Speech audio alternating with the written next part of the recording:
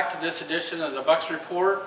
We're heading into week 8 of the 2024 season. We just came off of a tough loss to Milton-Union. Of course, we lost the game, but it was obvious that our kids gave a lot of effort in that game against a good team. So what's your impression of that?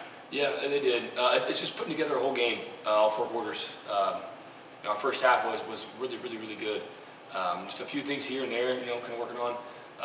But the big thing is just kind of playing with consistency through the whole game and putting all the pieces together, not just 9 out of 10 pieces. Well, what's kind of happened the last few games, and including last Friday night, is, a lot of times if you look at the plays, our kids played really well. But then there's like a handful of plays, 4 or 5 plays or whatever, that really hurt us. Mm-hmm. And that makes the score a lot different than what the competition was on that field. Do you kind of get that? Yeah. It's something we talk about a lot. As coaches, we'll take responsibility for that. Like, I think it's a lifestyle thing we got to kind of get better at. The concept of how you do anything is how you do everything. If you're gonna leave the locker room kind of messy, like clean it pretty good, but like leave a little bit mess there, or you're gonna go, put stuff away but not put everything away. If you're gonna do like 90% what you need to do, but leave it like in everything we do. So holding our guys accountable in every aspect is kind of the big deal. Because I'm a big believer is you play how you practice, you play how you do everything. So kind of getting them to believe in that idea of that's the mentality we have at all times, not just here and there and spotty, but at all times. People that execute and are consistent at all times. Okay, and even though it's a loss, against a really good Milton team, they have the fastest kid in the TRC, that Peyton, Peyton Mayfield. Yeah. And you go back to week 1 when we dominated Arcanum. Even though we lost to a team like Milton in week 7, it's obvious we have improved as a team since week 1. Do you agree with that? 100%. There's an online ranking. It's kind of cool for the kids we showed them the other day. That does all your stats and scores combined and see the improvement and compared to other schools in the area. And right now the Bucks are sitting at in the state of Ohio. We're the 4th most improved team in the state of Ohio, and in Division 6 we're the 2nd most improved team. And that's a credit to the boys and all the work they do, all the effort they put in, all the time and sacrifice that's been put in. And it's just building. Like, it's one of those things like we call the power of the slight edge, where it's you don't like a big chunk off in one day, 1 week. It's just constant chipping at it, and you see little improvements and little improvements. And on the outside, it might not seem much different, but if you really look at the details of what's going on, the constant improvement is always there, and it's just kind of chipping away. Till all of a sudden, it seems like you get this big explosion of growth and everything, but in reality, it's been the same. It's been constantly getting better every week, and people just didn't see it. And then it's like, dang, where did that come from? And it's we watched the last 6 weeks of our we played. It's just been better every week. We're still not satisfied at all where we're at. We need to get better. So it's just that constant chipping at it and getting better each week. Okay, so one of the players that really stood out Friday night, I want to mention, is Jack Blumenstock. He probably had the best game he's played all year. Well, not only just this year, but his entire career as a senior. Yeah, he had an unbelievable game. I couldn't agree more, man. He was lights out, dude. And it was things that it's back to what I said a minute ago. The slight edge. Like, Jack's made mistakes in the past, and like every player has. But he just keeps showing up every day and just like working and just chipping away. He takes the coaching, takes the feedback, and just chips away. And then all of a sudden, people look at it and say, "Where'd that come from?" And it's the work you've done for the last 4 years, all kind of put together to make that there happen. And it's obvious that the majority of the team, you watch them at practice. Well, I don't come to every practice, but I've seen them, and you could tell the intensity level, the energy level, the emotion, the effort that these kids put in every week in practice. Mm-hmm. You can tell it's just standoff. It's way up there compared to last year. And last year was pretty good too. Mm-hmm. Even though the record was 0-10, those kids put in a lot of effort.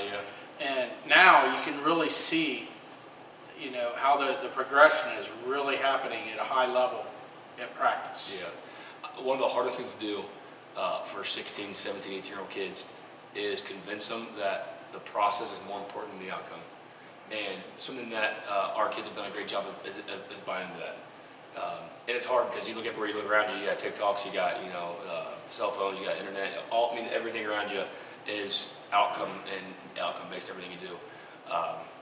But when you buy into the idea of the process and how we term it is chasing excellence over success, focusing on what we do as a standard, detached from the outcomes, and just focusing on those things. The outcomes won't be where you want for a while, but eventually you focus long enough on the right stuff, and those outcomes take care of themselves. So we say it's surrender the outcome, and it's hard to do because kids look online. There's stats online. There's all these different TikTok and Instagram pages that cover high school sports. So kids see all that stuff all the time, and then to come here and say, "Well, believe and buy into that," is really cool. And our kids do a really good job at that. I think that speaks to why there's a lot of growth happening, because they're choosing the harder path when there's an easier path there to take, and they always choose the harder one.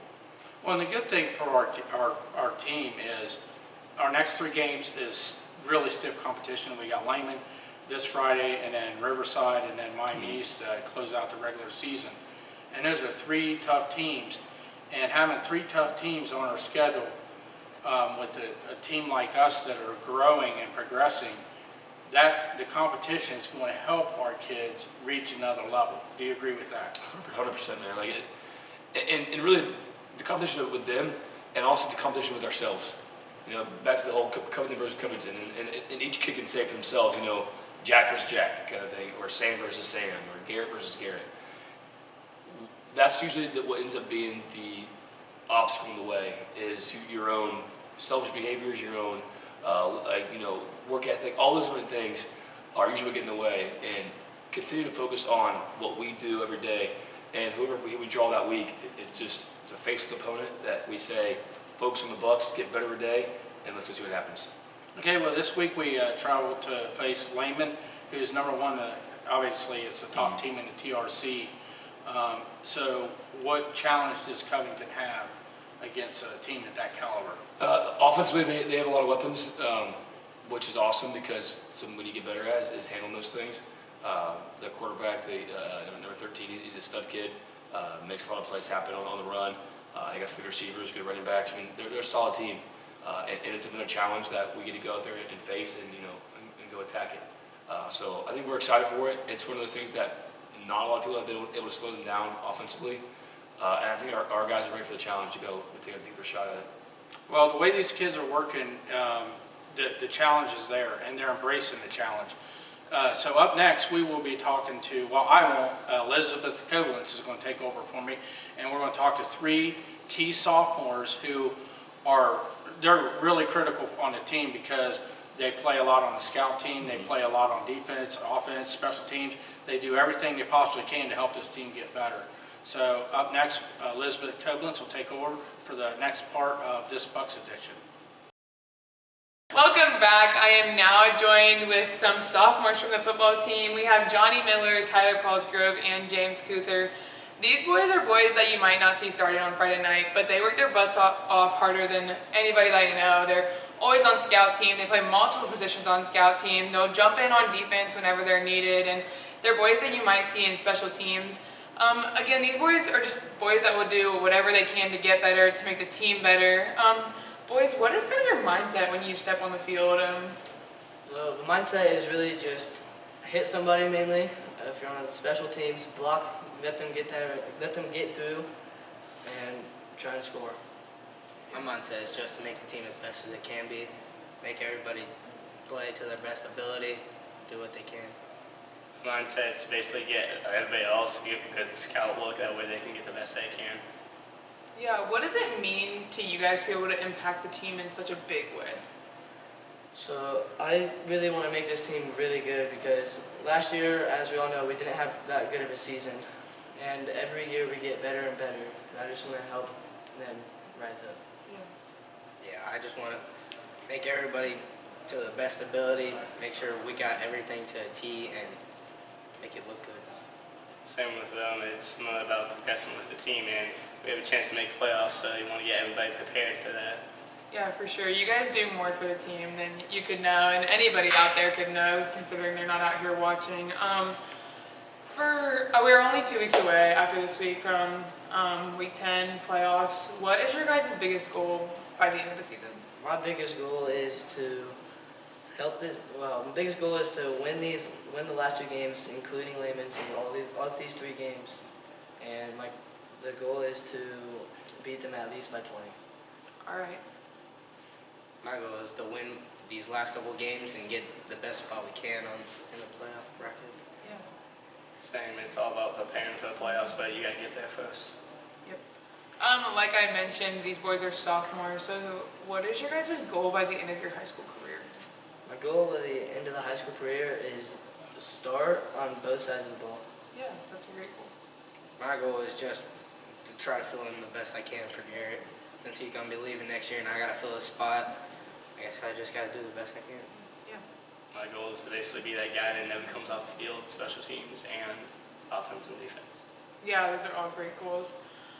So now we can kind of get into a little bit of the more funnier questions. So my first one for you guys is, I need each of you to do a coaching impression.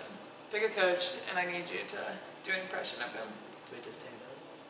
Yeah, you gotta stand up. Alright, I got Coach Morrison in the scout team. He holds the book up, and we need an X, and nobody calls it, guys, we need an X, let's go!